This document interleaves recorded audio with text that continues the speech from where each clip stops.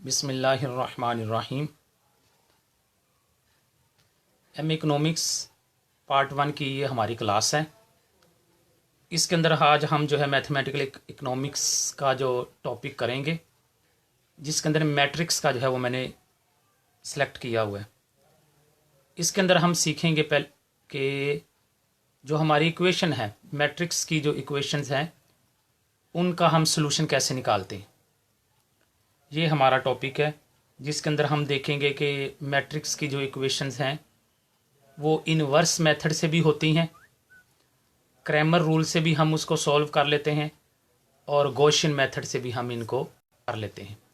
तो ये हमारा टॉपिक है। देखते हैं कि हम जो है टाइम के अंदर जितना कवर होता होगा हम उसको कवर करते हैं।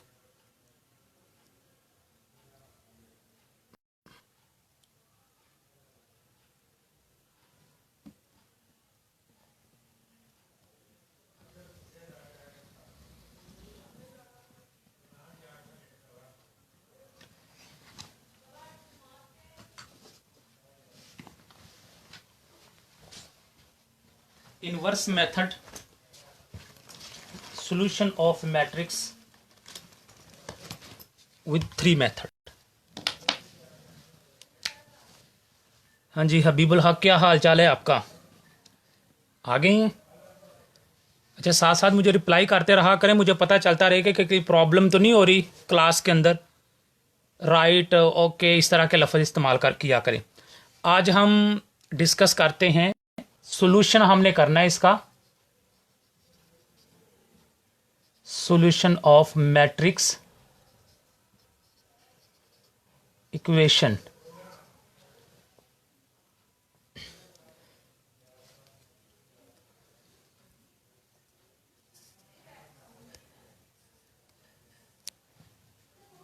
जो मैट्रिक इक्वेशंस हैं उनका हमने सॉल्यूशन करना है।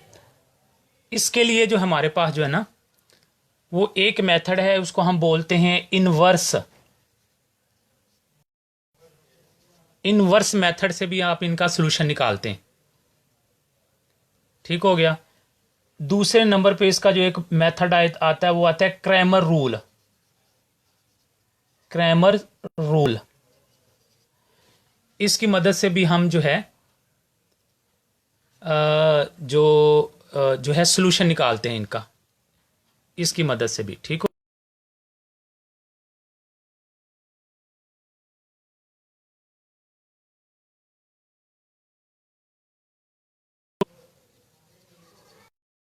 ये 3 तरह के मेथड हैं जो आप यूज करते हैं इक्वेशंस को सॉल्व करने के लिए, जो सॉल्यूशन मैट्रिक्स की जो इक्वेशंस हैं उनका सॉल्यूशन निकालने के लिए। ठीक हो गया। अब आप देखें, पहले नंबर पे हम बात करते हैं इनवर्स। हम पहला टॉपिक लेंगे इनवर्स के साथ किस तरीके से हम इनका सॉल्यूशन निकालना है।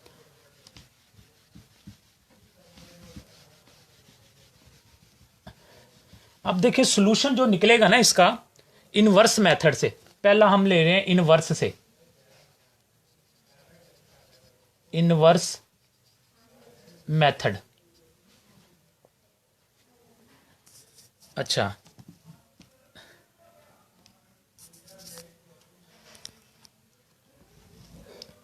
इनवर्स मेथड में आप देखें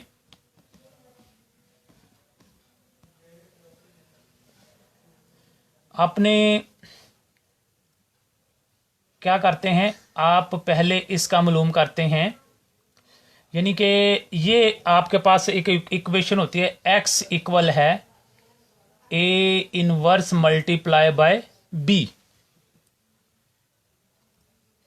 ये कुछ इस तरीके से आपके पास होती है।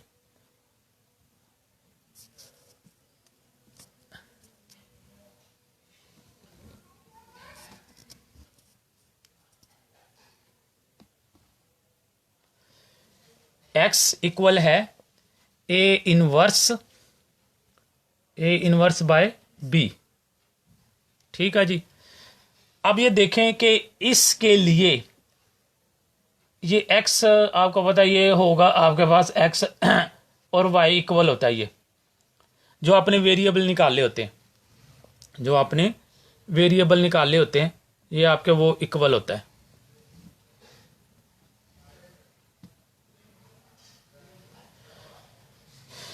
अब ये जो होता है ना ए इनवर्स, ये आप किस तरह फाइंड आउट करते हैं, इसके लिए आप मालूम करते हैं, इसके लिए आपने रखा होता है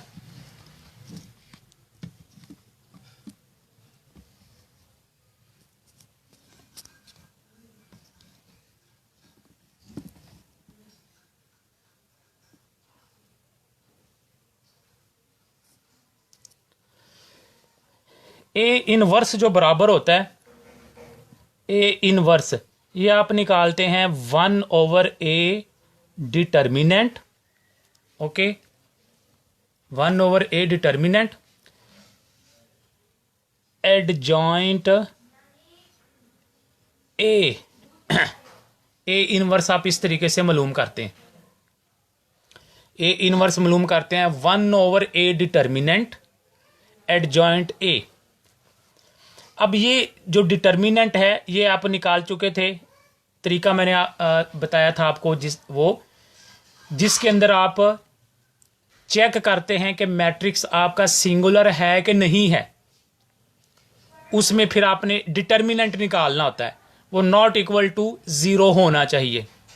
अब ये जो है ना असल जो काम इसका है एडजॉइंट का, ठीक है, ये आपका वो एक फर्स्ट रो आप ले लेते हैं, फर्स्ट रो का 1 एलिमेंट लेके बाकी जो है वो डिलीट करके आप इसका सोल्यूशन निकाल लेते हैं।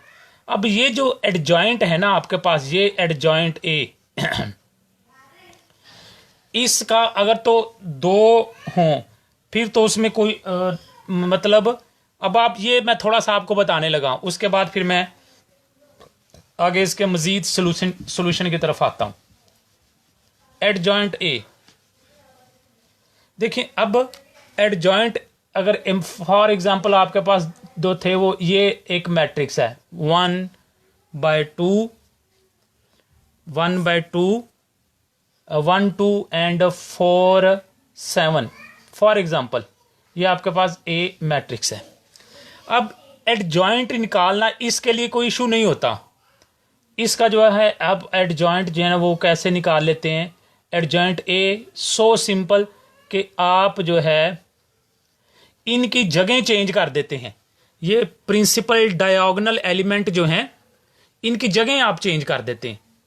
क्या करते हैं आप 7 1 कर देते हैं, और ये जो है इन दोनों की अलामतें चेंज कर देते हैं, इसके साथ दोनों प्लस के हैं तो दोनों माइनस के हो जाएंगे। ये हो गया आपका एडजॉइंट ए। लेकिन अब प्रॉब्लम ये होती है कि जहां 3/3 का आता है, वो जब 3/3 का आता है तो उस एडजॉइंट ए के लिए फिर आपको क्या करना पड़ता है, उसके लिए अब आपके पास जो तरीका वो बन जाता है 3/3 का हो, जिसमें 3 रोज 3 कॉलम हो। उसके लिए फिर आप एडजॉइंट को निकालने के लिए आपको एडजॉइंट ए निकालना है, तो फिर आप क्या करते हैं, आप माइनर मालूम करते हैं, ठीक है। इस ए सेट के आप ए सेट के मालूम करते हैं, माइनर निकालते हैं, जो हमने सीखा भी था। उसमें आप जो पहली रो होती है, पहली रो का पहला एलिमेंट आप उसको ले लेते हैं, 11 ले लेते हैं, फिर 12 ले लेते हैं, फिर 13 ले लेते हैं। फिर जो दूसरी रो है उसका वो आप ले लेते हैं 21 22 एंड 23 ले लेते हैं। और जो थर्ड रो होती है उसको 31 32 एंड 33। अब एक एक का जो है आप माइनर निकालते हैं। उसी तरीके से फर्स्ट रो लेंगे तो फर्स्ट एलिमेंट को लेके उस वो आप ये कॉलम और ये रो डिलीट हो जाएगी। अगर आप 11 का निकाल रहे हैं तो ये देखिए 11 जिस रो में आ रहा है वो रो डिलीट हो जाएगी, और जिस कॉलम में ये आ रहा है वो कॉलम डिलीट हो जाएगा। रिमेनिंग आपके पास बचा 22 23 32 33। ये वाले जो एलिमेंट होंगे ये आप उठा के उस अपने मैट्रिक्स में ले आएंगे और उसको फिर आप सॉल्व करेंगे। फिर ये वाला इसके साथ मल्टीप्लाई होगा, माइनस करके इसको इसके साथ मल्टीप्लाई करके आप माइनर निकाल लेंगे। ठीक हो गया। माइनर जब आपने निकाल लिए तो फिर आपका अगला जो कहा सब के ये जो जितने होंगे सब के आप माइनर निकाल लेंगे। जब आपका माइनर निकला है तो फिर आपका फिर क्या फिर आप को फैक्टर निकालते हैं। इसके ये हम जो तफसील से डिस्कस कर चुके हैं। फॉर एग्जांपल अगर आपने फिर इसी तरह जिस तरह आपने माइनर के हर एक के लिए अलग अलग निकाला, आप को फैक्टर के लिए भी अलग अलग निकालते हैं। फॉर एग्जांपल 11 का निकालना है तो फिर आपको लेकिन ये एक करना पड़ता है -1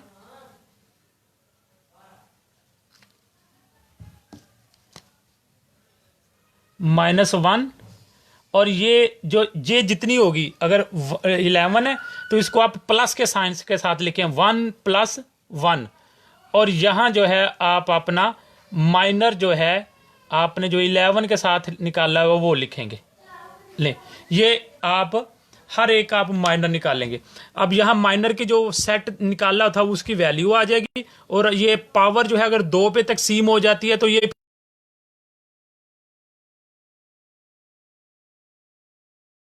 है को फैक्टर निकाल लेंगे। जब आप को फैक्टर निकाल चुके तो फिर आपने अगला काम क्या करना है, जब आप निकाल चुके अब वो सारे के सारे जो को फैक्टर होंगे वो आप यूं करके लिख दें, उसको सी करके, ये फॉर एग्जांपल आपने ये लिख दिए। वो आपके आपने आंसर निकाला हुआ है 2 7 5 9 1 3 5 6 2 फॉर एग्जाम्पल, ये आपने को फैक्टर निकाल लिए। कोई प्रॉब्लम तो नहीं है ना, समझ आ रही है ना? साथ साथ मुझे बताते जाया करें कि जो जो जैसे जैसे स्टेप होता जाए वैसे वैसे बताते जाया करें कि ये आपका स्टेप क्लियर है। यहां तक क्लियर है ना? अब ये आपको फैक्टर के आपने सारे निकाल लिए। अब आपने एडजॉइंट निकालना है, तो एडजॉइंट कैसे निकालेंगे? इसका एडजॉइंट ए है या सी है, आपने फिर इसका क्या करना है, इसका ट्रांसपोज कर देना। आपने ट्रांसपोज करना है।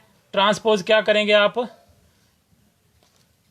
कि ये जो रो है इसको कॉलम में चेंज कर दें। ये 2 7 5, दूसरी रो लें 9 1 3, third row is 5 6 and 2। This is over adjoint required. ठीक है, ये हमें रिक्वायर्ड था। जब आपका ये आ जाएगा तो ये अब ये आपने उस फार्मूले में पुट करना है और उसको फिर आपने मल्टीप्लाई कर लेना है। मैं फिर अगेन आ रहा हूं उस फार्मूले की तरफ।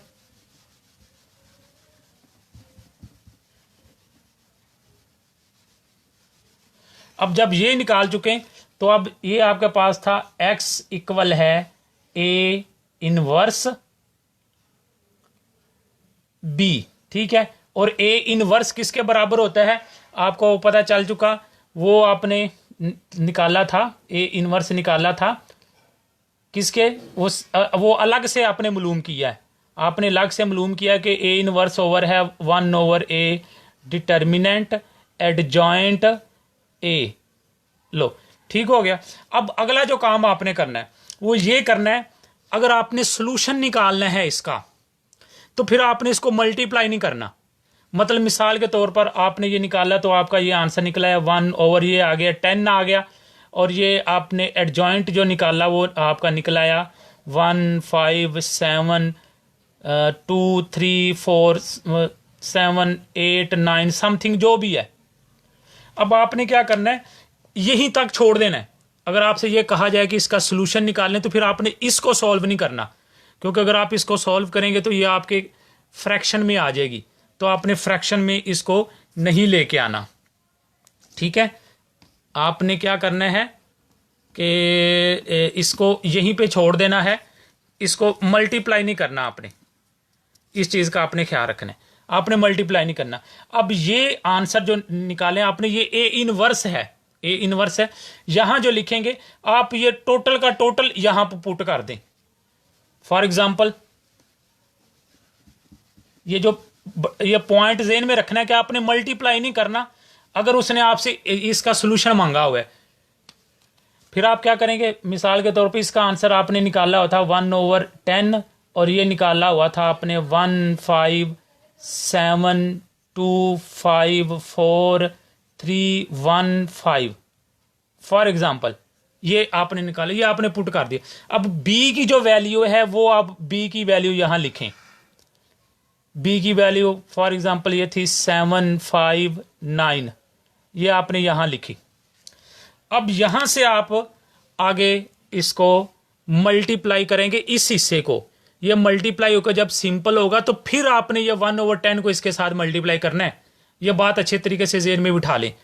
इसको इनवर्स को सिंपल नहीं करना उधर, इसको इधर लेके आना है। इसको सिंपल करें, जब आंसर आ जाए आपके पास 1 डिजिट आ जाए तो फिर आपने 1/10 के साथ उसको सिंपल कर लेना है। ये आपका आसानी के साथ हो जाएगा। ये आप देखें उसी तरीके से आपका सोल्यूशन आ जाएगा। ये रो जो है ये कॉलम के साथ मल्टीप्लाई होगी, फर्स्ट एलिमेंट फर्स्ट के साथ, सेकंड के साथ, थर्ड के साथ। ये एक पॉइंट था जो मैंने आपको बताया कि हमारा जो सोल्यूशन होता है वो एडजॉइंट को फोकस करना होता है कि एडजॉइंट हमने किस तरह निकालना है। इनवर्स मेथड के साथ आपने ये करना है। अब मैं आपका जो है ये पेज निकालें आप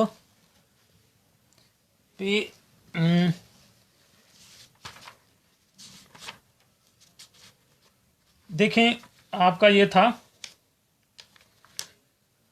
पहले पेज नंबर निकाल लें, पेज नंबर 1 to 1। इसके अंदर आपकी प्रॉब्लम जो प्रॉब्लम नंबर 3 है, देखें प्रॉब्लम नंबर 1 क्या कहता है, इवेल्युएट द फॉलोइंग डिटर्मिनेंट्स 1 2 3। इन सब को आपने क्या करना है, इवेल्युएट द फॉलोइंग डिटर्मिनेंट्स, इनके आपने डिटर्मिनेंट्स मालूम कर लेने हैं। उसके बाद क्वेश्चन नंबर 2 पे कहता है find the minor and cofactor of the e element a b and f. देखें यहां उसने आपसे सारे नहीं मांगे, ठीक है। इस क्वेश्चन नंबर 2 पे उसने आपसे सारे जो है को फैक्टर नहीं मांगे, उसने आपको इंडिकेट किया कि आप इस चीज के मुझे को फैक्टर दें। किस किस के दें, कहता है कि आप ई का मुझे को फैक्टर निकाल के दें, उसके बाद ए का निकाल के दें, फिर बी का निकाल के दें, फिर एफ का निकाल के दें। इसमें जो एलिमेंट आ रहे हैं बस आपने उसके को फैक्टर निकालने हैं। प्रॉब्लम नंबर 3 पे आए, ये आपको 4/4 का 4/4 फिलहाल छोड़ दें। पहली बात है ये पेपर में आता नहीं है क्योंकि इतना लेंथी क्वेश्चन नहीं आएगा। अगर आ भी जाता है तो फिर आपने अपने इसी ही मेथड को आगे लेके चलना है। जिस तरह आपने थ्री एलिमेंट के साथ किया, 3 रोज के साथ आपने निकाला, तो अब आप 4 के साथ निकाल लेंगे, लेकिन उसी साइन को आप आगे बढ़ाते जाएंगे, प्लस माइनस इस तरीके से आप उसको बढ़ाते चले जाएं। अच्छा जी, अब आप आ जाए पेज नंबर 1 2 3 के ऊपर। 1 2 3 इनवर्स मैट्रिक्स। अब ये देखें आपको दिया हुआ है 2/2 का दिया हुआ है, ठीक है। तो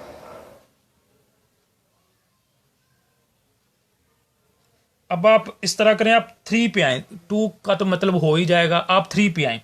एग्जाम्पल जो है इसकी आपके पास है, इसके साथ ही नीचे वाली एग्जाम्पल है, लेकिन जब मैं वो लिखने लगा उसके अंदर फिर थोड़ी थोड़ी जो पॉइंट्स होंगे वो हम उनको डिस्कस कर लेंगे।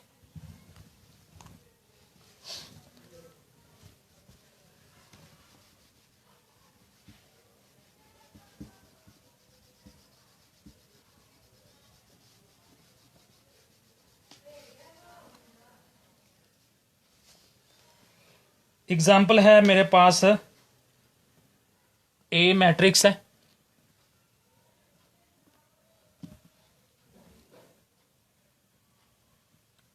ये क्या है आपका, इक्वल है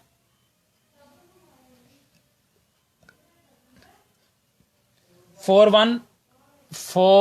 1 -5 -2 3 1 3 -1 एंड 4। ये आपका जो है मैट्रिक्स है, इसको आपने सॉल्व करना है। अच्छा जी, क्या करना है, सबसे पहले है आपने इसका डिटर्मिनेंट मालूम करना है, जो आप हम कर चुके हुए हैं। पहले आप उसका मालूम करके रो को लेके 1 by 1 आपने निकाला, ठीक है। ये आपके पास ए डिटर्मिनेंट आ गया 98 आ गया, नॉट इक्वल टू 0, इसका मतलब आप इसका सोल्यूशन निकाल सकते हैं। उसके बाद एडजॉइंट के लिए आपको को फैक्टर निकाल, अच्छा, अब यहां जो बात करने की ये है कि आप माइनर के बगैर डायरेक्ट कोफैक्टर भी निकाल सकते हैं। माइनर के बगैर डायरेक्ट कोफैक्टर भी निकाल सकते हैं। तो कैसे निकालेंगे, वहां फिर आपने ये ख्याल रखना है, जैसा ये आपके पास फर्स्ट रो ले लेते हैं 11 है, ये इक्वल होगा किसके होगा, पहला आप ये देखें 1 + 1 ये क्या होता है, प्लस के साथ होगा। आप वो जो थे एलिमेंट वो यहां उठा के ले आए। बात समझ में आ रही है ना, कि आप रो और कॉलम को डिलीट करें, रो कॉलम को डिलीट करके देखें 11 जो है, 11 का जो उसने लिया हुआ है कैसे लिया हुआ है वो हम ले लेते हैं, यहां ले लेते हैं कोफैक्टर। ये 11 का फर्स्ट था एलिमेंट, फर्स्ट ये रो और ये कॉलम डिलीट हो गया। अब आपके पास क्या बचा, ये बचा ये 3 1 -1 4 बचा, 3 1 -1 और 4 बचा। इसको आप जो है सिंपल करें, इसको सिंपल करें तो आप देखेंगे कि कैसे सिंपल होगा, कि ये इससे मल्टीप्लाई हो जाएगा।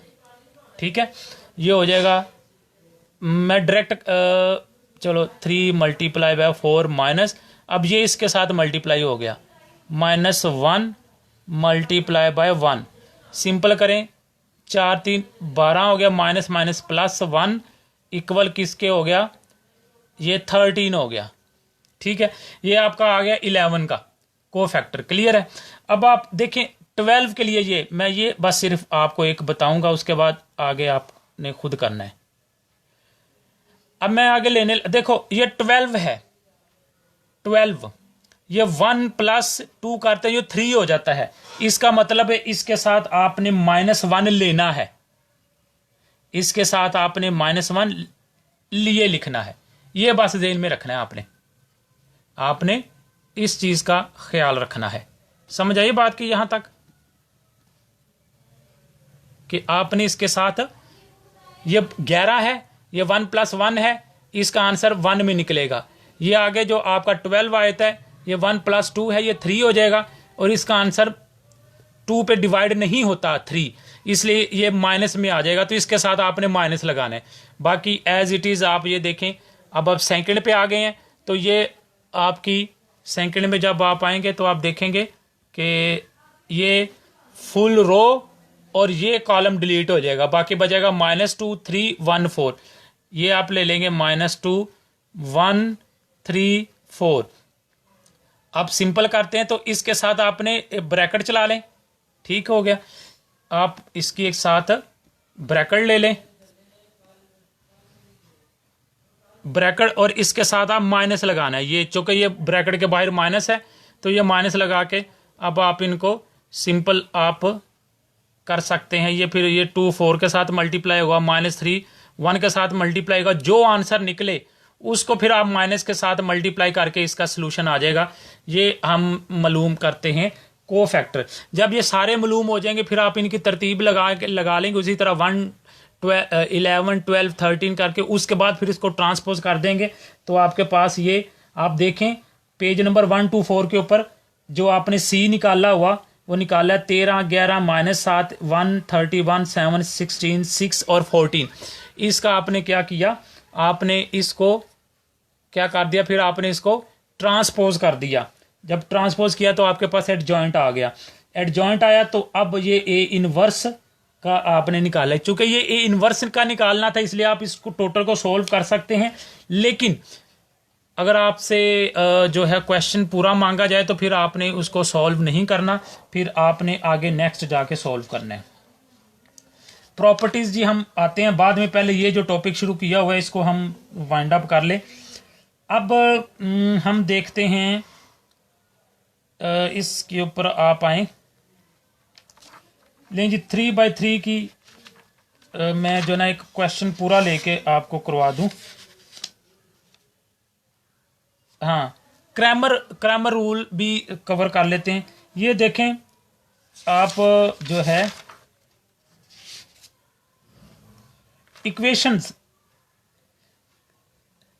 इसकी समझ आ गई ना आपने। ये इनवर्स मेथड इसी तरीके से आगे आपने सोल्व करना था, लेकिन मैं चाह रहा हूं कि मैं आपको एक कंप्लीट जो है स्टार्टिंग से भी दे दूं कि आपने उसको किस तरीके से सॉल्व करना है ये तो आपको बना बनाया मिल जाता है ना। हाँ, ये आप आए solving matrix equations with inverse.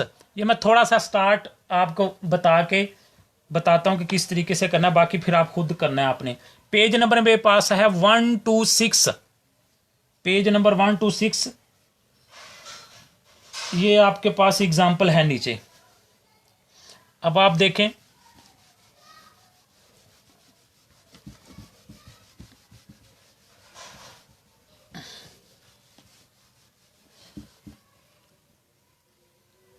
आपके पास तीन इक्वेशंस हैं,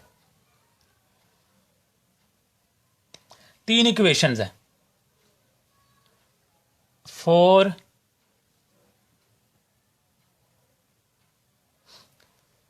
4x1 plus x2 minus 5x3 ये इक्वल हो जाता है 8 के।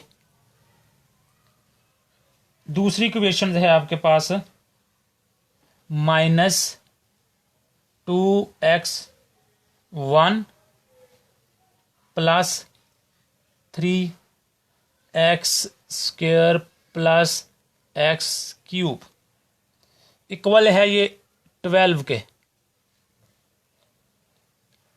3x1 minus x2 plus 4x3 equal 5 के। ये आपके पास आया हुआ है और आपसे ये कहा जा रहा है कि आप इसको सॉल्व करें इनवर्स मेथड से। अच्छा, यहां जो एक पॉइंट आपने जहन में रखना है वो ये रखना है कि इसकी तरतीब होनी चाहिए।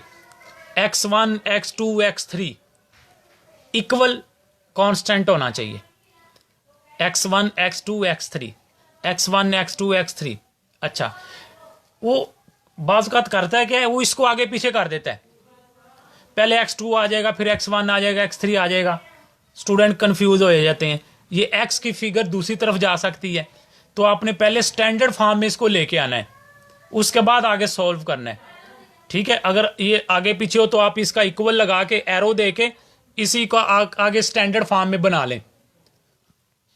दूसरे का भी आप इसी तरीके से स्टैंडर्ड फॉर्म में बना के फिर आपने आगे सॉल्यूशन करना है। ये आप पॉइंट अच्छे तरीके से ज़हन में बिठा ले कि अरेंजमेंट होनी चाहिए इसकी x1 x2 x3 और इक्वल। तो आपको पता है कि इक्वेशन के आप इधर उधर अगर किसी एलिमेंट को करते हैं तो उसका साइन चेंज हो जाता है। अगर आप पूरी इक्वेशन को चेंज करेंगे तो फिर साइन चेंज नहीं होगा। अब यहां जो एक बात मुझे समझानी ये वाली थी। अब दूसरा हम ये करते हैं कि इसको अब आपने मैट्रिक्स फॉर्म में किस तरह करना है, मैट्रिक्स फॉर्म में लिखें, साथ साथ अब लिखते भी जाएं कि writing them in matrix form, इस तरह आपने लिखना है। कैसे लिखा जाएगा ये देखें जी, मैट्रिक्स फॉर्म के अंदर आप लिखने लगे हैं तो कैसे लिखा आपने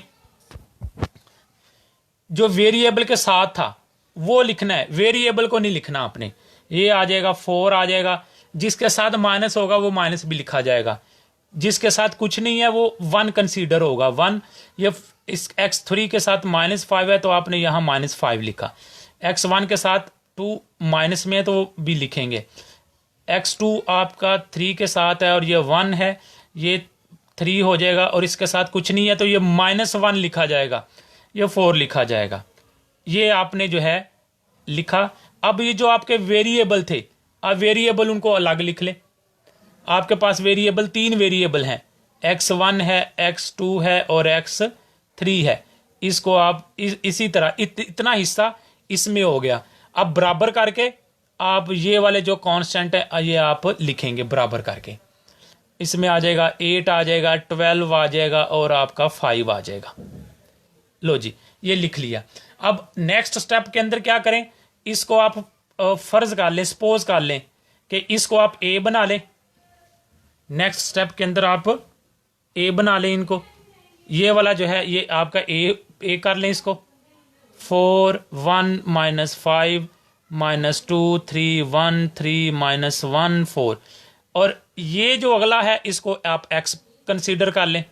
जो आपके पास x1 है, x2 है और x3 है, और ये जो है इसको आप b कंसीडर कर लें। जो नेक्स्ट है आपका उसको आप b ले लें, ये b आ जाएगा आपका, ये आ जाएगा 8, 12 और 5, ये आपका। इस तरीके से सपोज करके अब आपने a को जो है वो शुरू करें, a से जो है वो 100, इसको लेके अब इसका एक डिटर्मिनेंट मालूम करें, फिर इसी तरीके से फिर इसका ये वो जो है एडजॉइंट निकालें। एडजॉइंट निकालने के बाद फिर एंड पे जाके जिस तरह मैंने आपको बताया था कि आपने मल्टीप्लाई करना है, आपने उस तरीके से मल्टीप्लाई कर लेना है। अच्छा, ये था इनवर्स। अब मैं आपको बताने लगा हूं क्रैमर। गॉसियन मेथड हम बाद में करेंगे। अब आप क्रैमर रूल के ऊपर आ जाएं। पेज नंबर मेरे पास है 130, पेज नंबर है मेरे पास 130।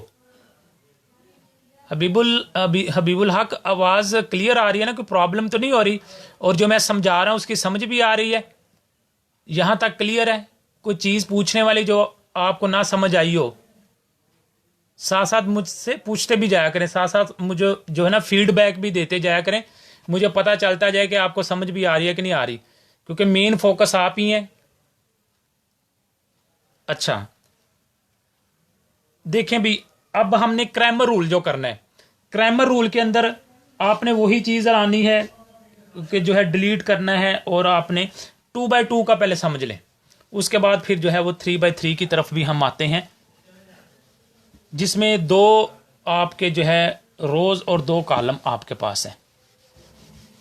ये आपने इक्वेशन से मैट्रिक्स फॉर्म में बनाने का तरीका भी सीख लिया कि अगर वो आपको इक्वेशन देता है तो आपने जो है उसको मैट्रिक्स फॉर्म में किस तरह कन्वर्ट करना है। लेकिन पॉइंट ज़हन में रखना है कि तरतीब, अरेंजमेंट लगा के करना है, क्योंकि अरेंजमेंट ही के अंदर जो ना वो स्टूडेंट वहीं से कंफ्यूज हो जाता है और वहीं काम खत्म हो जाता है।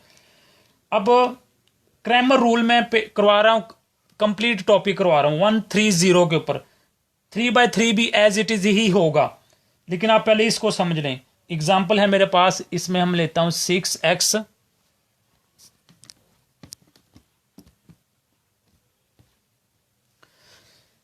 लीजिए, क्या है 6x1 प्लस 5x2 इक्वल है 49 के, और दूसरी है 3, मैं उसको आगे आगे ही ले जाऊं ताकि मेरे स्पेस जो है वो। अब दूसरी इक्वेशन है वो मेरे पास है 3x1 प्लस 4x2 इक्वल 32 के। ठीक हो गया जी, ये 2 हैं। पहले नंबर पे आप इसको मैट्रिक्स फॉर्म में लिखें। ये देखें उसी तरीके से जो अभी हमने सीखा, ये आ जाएगा 6 आ जाएगा, 5 आ जाएगा, और ये जो दूसरी इक्वेशन थी इसमें 3 आ गया, 4 आ गया, और ये वेरिएबल आपके पास हैं 2, x1 और x2 हो गया। इक्वल करके यहाँ जो है आपने ये 49 और वो आपका आ गया 32। ठीक हो गया। अब आपने आगे इसको सपोज फर्ज कर लें कि ये आपका जो है वो हो जाएगा a हो जाएगा, और ये आपका x हो जाएगा, और ये आपका b हो जाएगा। मैं जो है स्पेस को सेव करने के लिए, टाइम को सेव करने के लिए मैं अगेन नहीं लिख रहा, मैं यहीं से उठा लूँगा। अब मैं पहले नंबर पे ये चेक करूँगा क्या है कि इसका सोल्यूशन पॉसिबल है भी है कि नहीं है, तो मैं फिर इसका जो है वो डिटर्मिनेंट में लूम कर लूँगा। तो डिटर्मिनेंट के लिए मैं करूँगा a मॉडुलस, और ये मैंने इसकी जो है वो ब्रैकेट भी चेंज कर दी, 6, 5, 3, 4। इसको मैंने सिंपल किया तो ये इससे मल्टीप्लाई होगा, 6 मल्टीप्लाई बाय 4 माइनस ये इसके साथ मल्टीप्लाई होगा 3 मल्टीप्लाई बाय 4। सिंपल करें 24 हो गया, और 5 3 हो गया 15। तो सिंपल हम करते हैं तो ये हो जाएगा आप 24 में से 15 निकाल दें, 5 और 4 हो जाएगा 9, और ये not equal to 0, it's mean ये आपका जो है वो नॉन सिंगुलर मैट्रिक्स है। अच्छा, अब तवज्जो करें, आपने 2 चीजें मालूम करनी है। x1 ये किसके इक्वल है? ये है ए डिटर्मिनेंट वन, ए वन कर लें इसको, ये खाली ए डिटर्मिनेंट, ठीक हो गया। अब दूसरा जो आपने करना है वो x2 के साथ करना है। एक में आप जो है x1 ले लें और दूसरे में जो है आप जो है या यूं कह लें कि ये a1 है ना, a1 निकाला, फिर आपने जो है आगे a2 निकाला और वो x2 हो जाएगा। ये x1 a1 और उससे x2 a2। अब ये a डिटर्मिनेंट आप निकाल चुके हैं, वो निकाला आपने 9, आपने ये निकाल लिया है 9, ठीक हो गया। अब आपने ये ऊपर वाला पोर्शन निकालना है। ये कैसे निकालना है, ये वही जहन में बिठाएं जो हमने किया कि रो कॉलम को डिलीट करके हमने ऊपर देखें ये आपकी ये चले मैं यहीं से, अब ये देखें, अब मैं वो जो था आपका हम निकालने लगे हैं। फार्मूला मेरा कहता है कि x1 निकलेगा आपका a1 determinant over a determinant, ये मैं निकाल चुका हुआ हूं। अब मैंने ये निकालने का तरीका आपको बताने लगा हूं कि आपने ये कैसे निकालना है। ये कैसे निकलेगा, a1 कैसे निकलेगा,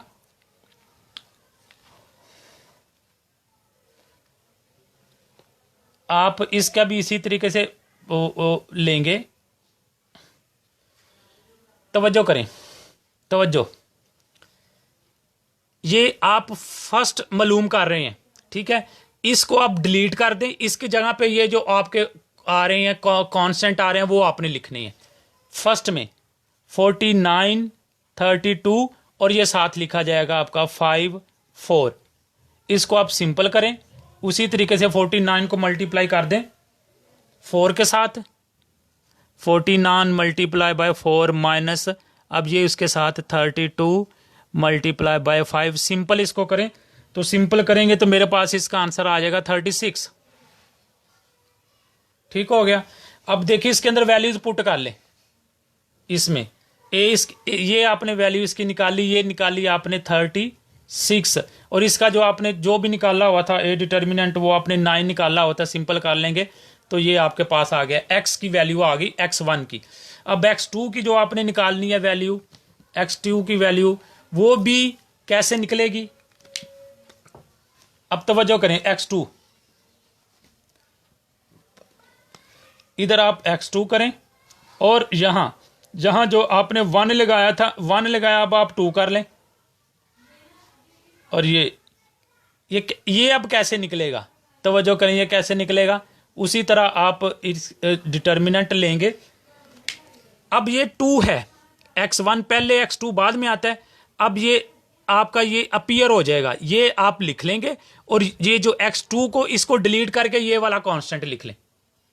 x1 में आपने क्या किया, इसको डिलीट किया, कांस्टेंट ये लिखा, ये वैसे लिखा जाएगा और x2 के अंदर आपने ये वैसा लिखेंगे और x2 को डिलीट करेंगे, x2 को डिलीट करके आप कांस्टेंट लिखेंगे 6, 3 और ये आपका आ गया 49, 32। अगेन आप उसी तरीके से जी इसको इससे मल्टीप्लाई करें, फिर माइनस करें, आंसर निकाल के इसमें पुट कर दें तो ये आपका आंसर आ जाएगा। यहां तक जी मैंने जो चीजें आपको करवाई, कोई चीज पूछने वाली हो, आपको ना पता चला हो तो आप मुझसे पूछ सकते हैं। हाँ जी, यहां तक क्लियर है जो मैंने आपको चीजें करवाई हैं। ये हम जो कर चुके हुए हैं इसका मैट्रिक्स का जो है वो हमने मैट्रिक्स का किया है, इक्वेशन में इनवर्स मेथड से हमने किया है और उसके बाद फिर हमने क्रैमर रूल से भी किया है कि किस तरीके से उसका सोल्यूशन निकालते हैं। अब आपका एक मेथड आ जाता है जिसको हम बोलते हैं गॉसियन मेथड से भी जो है मालूम करना। तो नेक्स्ट हमारा टॉपिक गॉसियन मेथड के साथ भी होगा। यहाँ तक किसी किस्म की कोई प्रॉब्लम हो तो आप मुझसे पूछ सकते हैं। आई होप कि ये चीज़ भी आपको समझ आ चुकी होगी। अब ये जो आप आगे आ जाएं, इसके पेज नंबर 133 पे आए, पेज नंबर 133 पे आए। अब देखें एड दी फॉलोइंग, ये हो चुका था, ये मैंने कुछ क्वेश्चंस आपको करवाए थे, उन क्वेश्चन से आप आगे आए। तो मल्टीप्लाई हो गया, ये ऐड भी हो गया। फिर ये वाला हमने नहीं किया था, जो था क्वेश्चन नंबर 12 पे आए। प्रॉब्लम नंबर जो 12 है वो कहती है find the determinant of the following, ये भी हो चुका था। अब क्वेश्चन नंबर 13 पे आए, कहते हैं do the following equations have a unique solution, prove them. कहते हैं कि इनका यूनिक सॉल्यूशन है, इनको आपने साबित करना है। तो देखिए इक्वेशन फॉर्म में है, इसको आप पहले मैट्रिक्स फॉर्म में ले आए। मैट्रिक्स फॉर्म में लाने के बाद अब आपकी मर्जी, आप इनवर्स मेथड से करना चाहते हैं इनवर्स मेथड से कर लें, क्रैमर से करना चाहते हैं क्रैमर से कर लें। अच्छा, 3/3 का भी आपने इसी तरीके से करना है। जो 3/3 में क्या हो जाएगा, उसमें आपके पास तीन कॉलम है, 3 कॉलम, और फिर आपके पास जो है वो कांस्टेंट है। तो अब आप जिस तरह आपने 1 किया है, x1 और a1 किया है, पहला आपने कॉलम डिलीट किया और वो जो कांस्टेंट था वो आपने उतार लिया, फिर अगले 2 कॉलम आपने करके, लेकिन उसमें जो है आपको फिर उसी तरह आना पड़ेगा कि जो है आप जो है उसके क्रैमर रूल में भी आप उसी तरीके से आपके पास फिर वो आ जाएंगे, 3/3 आ जाएंगे। तो आपने किस तरीके आगे से जो, अच्छा अब आगे आप देखें इसके क्रैमर ने दिए 3/3 के कि नहीं। हाँ, क्रैमर ने 3/3 के भी दिए हैं। चलें पहले एक नज़र उसको देख लेते हैं। पेज नंबर आए 131 के ऊपर आए, पेज नंबर 13 पे एग्जाम्पल नंबर मेरे पास 3 है। ये 3/3 का आपके पास मैट्रिक्स है। अब देखें सबसे पहले आपने इसका डिटर्मिनेंट मालूम किया। डिटर्मिनेंट मालूम करने के बाद आपके पास आपने मालूम करना है A1, जिस तरह आपने इसमें मालूम किया था। तो देखें A1 किस तरीके से बनाया हुआ है। आपका फर्स्ट जो कॉलम है वो डिलीट करके वो लिखा जाएगा कांस्टेंट का। कांस्टेंट में क्या था 087, ये आपका है, ठीक है, ये लिखा जाएगा। और जो रिमेनिंग 2 रोज हैं वो लिखी जाएंगी। ये आपके पास आ गया। अब आपने इसी तरीके से जिस तरह आपने डिटर्मिनेंट निकाला था, आप इसको भी उसी तरीके से सॉल्व करेंगे डिटर्मिनेंट की तरह। फर्स्ट रो को आप सिंपल करेंगे, वो 1 by 1 एक एलिमेंट लेके करेंगे। फिर आप इसके 2 पे आ जाएंगे। तो देखें उसी तरीके से जिस तरह मैं आपको बता रहा था, आप इसको कर लीजिएगा, ना पता चलेगा फिर मुझसे आप पूछ लेगा, मैं मजीद इसको भी जो है वो फिर क्लियर कर दूंगा। क्वेश्चन नंबर 13 पे आ जाएं, अगेन पेज नंबर 135 के ऊपर। तो हमारे पास ये इक्वेशन है, इसको आपने सॉल्व करना है। फिर क्वेश्चन नंबर 14 पे आ जाएं, आपने इसके माइनर और को फैक्टर निकालने हैं। 15 के ऊपर आपने मैट्रिक्स के को फैक्टर मालूम करने हैं। ठीक है, यहाँ तक रख लें। उसके बाद फिर कल मजीद हम क्वेश्चन को भी पढ़ लेंगे और मजीद जो हो गए। अब आप देखें ये सारे आपके हो चुके हुए हैं। क्वेश्चन नंबर 16 पे आए, आप कहते हैं ये छोड़ दें। क्वेश्चन नंबर 17 पे आए, कहता है ए determinant using second column with Laplace expansion, इसको छोड़ दें। 18 पे आ जाए, क्या करना है आपने inverse of the following matrices. आपसे कहा गया कि सिर्फ आपने इनके इनवर्स मालूम करने हैं, सोल्यूशन नहीं निकालना, सिर्फ इनवर्स मालूम करना, ये सब के सब। उसके बाद क्वेश्चन नंबर 19 के ऊपर उसी तरीके से ये जो हमने अभी किए हैं ये आपने करना है। Following solve the following system of equation with the help of matrix inversion. Matrix inversion में जो है वो आप रख के करें तो ठीक है। उसके बाद ये आपने जो इनवर्स मेथड है उस तरीके से करने हैं आपने। क्वेश्चन नंबर 20 वो कहते हैं solve the following system equation with the help of Cramer rule. ये आपने क्रैमर रूल की मदद से करने हैं, जो आपको वो कहेगा उसी सिस्टम के साथ आपने चलना है। अच्छा, इसका एक और भी तरीका है एडजॉइंट मालूम करने का। वो जब आप इनपुट आउटपुट करेंगे उसके अंदर मेथड दिया हुआ है, आप वो मेथड भी देख लीजिएगा। आप डायरेक्ट उस मेथड से कर लें, वो ज़्यादा इजी रहेगा। लेकिन अगर वो आपको कहता है कि आप को फैक्टर माइनर की मदद से मालूम करें तो फिर आपको इसी ही तरीके से चलना पड़ेगा। ये आप इसकी एक्सरसाइजेज भी कर लीजिएगा, फिर कोई प्रॉब्लम होगा फिर डिस्कस कर लेंगे। आई होप कि आपको इसकी समझ आई होगी। इंशाल्लाह नेक्स्ट नए टॉपिक के साथ हम डिस्कस करेंगे। बेस्ट ऑफ लक, अल्लाह हाफिज़।